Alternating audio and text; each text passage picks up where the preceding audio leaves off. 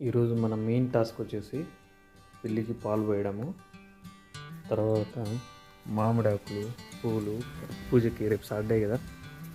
So ఇవన్నీ రెడీగా ఇవన్నీ కోసుకొని వెళ్ళిపోవడము. చూడండి, పిల్లి బాగా అయింది, ఇప్పుడు బాగా అరుస్తుంది. మొన్న అంత బక్క చిక్కగా పోయిండే, ఇప్పుడు కొంచెం హెల్తీగా అయింది. అమ్మ రాలేదని అరుస్తూ ఉంది. ఇప్పుడు బాగైంది, వాయిస్ కూడా చేంజ్ అయింది. సో రేపు సాటర్డేకి ఫ్లవర్స్ అన్నీ కోసుకొని పోవాలి. జర్నీ వల్ల కొంచెం మా అమ్మకి హెల్త్ బాగాలేదు, అందుకే రాలేదు. సో ఈరోజు నేనే వచ్చి పనులు చేసుకొని వెళ్తాను. సో మనము ఈ ఎల్లో కలర్ ఫ్లవర్స్తో స్టార్ట్ చేద్దాం.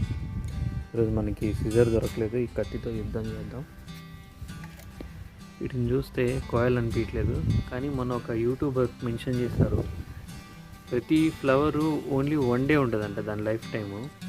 ఆ 1 డే లైఫ్ టైంని కూడా దాన్ని రైట్ వేలో యూస్ చేసుకోకపోతే పాపం అది ఫ్లవర్ పూసి కూడా వేస్ట్ అని చెప్పారు. సో మనం కోసే ఈ ఫ్లవరు దేవుడికి పెట్టడానికంట. సో కోయడంలో తప్పు లేదనుకుంటున్నాను. సో ఈ మూడింటిని కోసేసాను, ఇంకా ముందున్నాయి కొద్దాం. ఈ చెట్టుకు గులాబీలు చాలా ఉన్నాయి, ఆల్రెడీ కొన్ని పూసిపోయినాయి. వీటిని కూడా కట్ చేసేద్దాం, వేస్ట్ అవ్వకుండా ఉంటాయి. సో వైట్ కూడా కోసేసాను, వైట్ ఫ్లవర్స్. సో ఇవి కూడా కోసేద్దాము. ఇంకా ఈ ఫ్లవర్స్ కూడా కోసేసాను. సో ఇది ఒక డిఫరెంట్ కలర్, ఈ ఫ్లవర్స్ కూడా కోసేసాను. సో ఈ కలర్ రెడ్ కూడా కోసేసాను.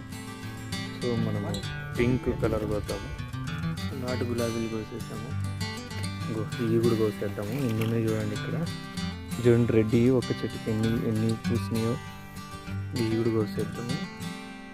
సో వీటిని కూడా కోసేసాము. చూడండి ఎన్ని వచ్చినాయి ఫ్లవర్స్. ఇంకొకటి ఉంది, అది కూడా కోసేద్దాం. ఇక్కడ ఒకటి ఉంది, ఇది కూడా కోసేద్దాం. ఇక్కడ సో ఇవన్నీ కోసేసాము. అవి పూజకి పెట్టడానికి కాబట్టి అవి కట్ చేసేద్దాం, మళ్ళీ చిగురేస్తుంది. ఇక్కడున్న మందారం కూడా కోసేద్దాం, పూజకే కాబట్టి పెట్టడానికి కోసేద్దాం.